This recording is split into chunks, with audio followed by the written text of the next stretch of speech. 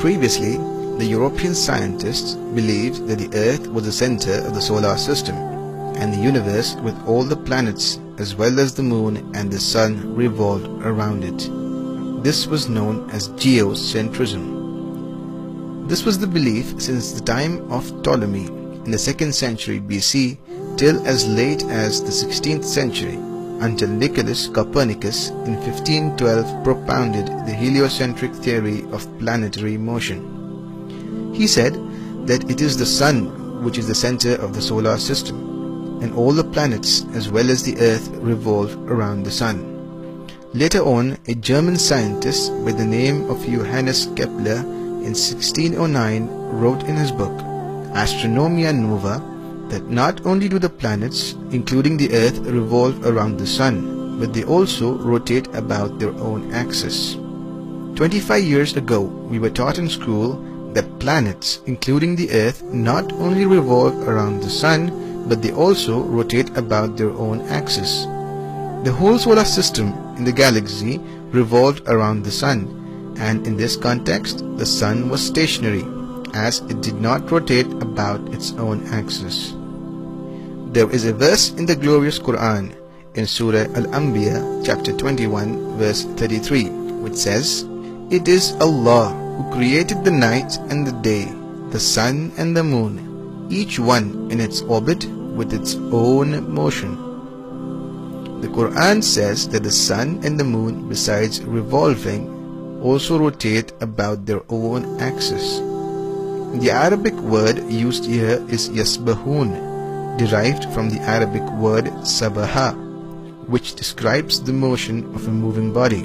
If this Arabic word sabaha is used for a person moving on the floor, it will not mean that he is rolling. Instead, it will mean that he is either walking or running.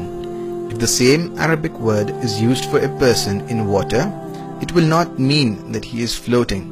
Instead, it will mean that he is swimming. Similarly, when Allah subhanahu wa ta'ala uses this word for a celestial body, it does not mean that the body is flying in air.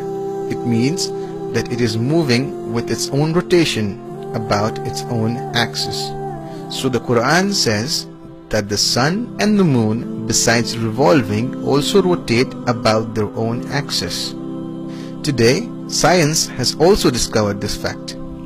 On observing the sun, we find that there are spots on the sun called as black spots. From the motion of these spots, we realize that it takes about 25 days for the spots to complete one rotation, indicating that the sun has a rotation period of 25 days.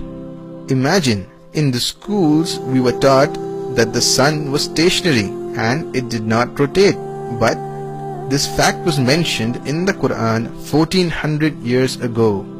Alhamdulillah, nowadays most of the schools have incorporated the scientific fact that the sun also rotates. Whatever science has discovered recently has been mentioned in the glorious Quran 1400 years ago.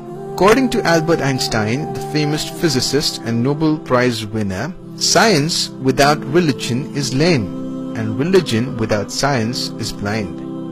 Let me remind you that the Quran is not a book of science, S-C-I-E-N-C-E, but it is a book of signs, S-I-G-N-S.